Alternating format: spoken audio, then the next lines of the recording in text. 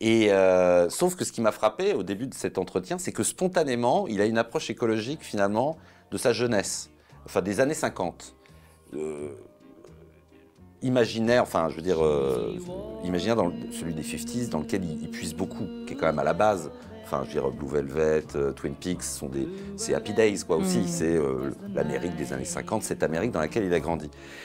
Et bizarrement, il dit c'était vraiment une époque géniale, on était insouciants, etc.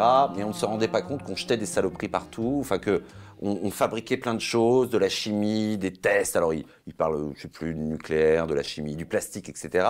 Et on ne se rendait pas compte qu'on jetait plein de saloperies et que ça commençait à suinter, et que ça commençait à déborder. Bizarrement, il commence à parler, il commence sur un mode comme ça écologique. Et tout d'un coup, il y a de brusques surgissements de la merde dans le film.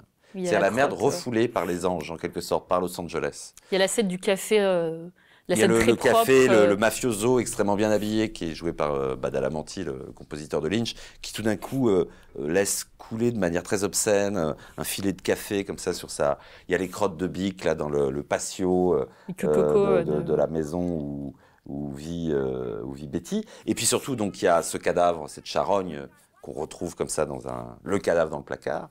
Et puis, cette espèce d'apparition dont on ne saura pas ce que c'est, qui est une sorte comme ça de démon de la merde, de l'ordure, puisqu'on est vraiment dans l'arrière-cour, donc on peut imaginer que c'est là où on jette. En plus, bon, il y a tout l'imaginaire quand même des morts vivants, des zombies, un peu Romero ou Carpenter, c'est-à-dire aussi les laissés pour compte, les corps sacrifiés par la machine hollywoodienne. D'ailleurs, Lynch a évidemment parlé à l'époque des fameux suicides d'acteurs se jetant du haut de l'enseigne Hollywood, etc. C'est-à-dire qu'il laisse entrevoir, bon, lui il n'est pas le premier à le faire, on sait bien que Hollywood, ce sont des palmiers qui poussent sur de la merde. Vous le dites, Los Angeles s'est appelé les anges pour oublier qu'elle fiait. Voilà, ouais. Littéralement, c'est ça. On sait bien qu'Hollywood à la base c'est pas du cinéma en plus, c'est de la prostitution et de l'immobilier. Donc je crois que Mulholland Drive par exemple est quelque chose sur la merde hollywoodienne.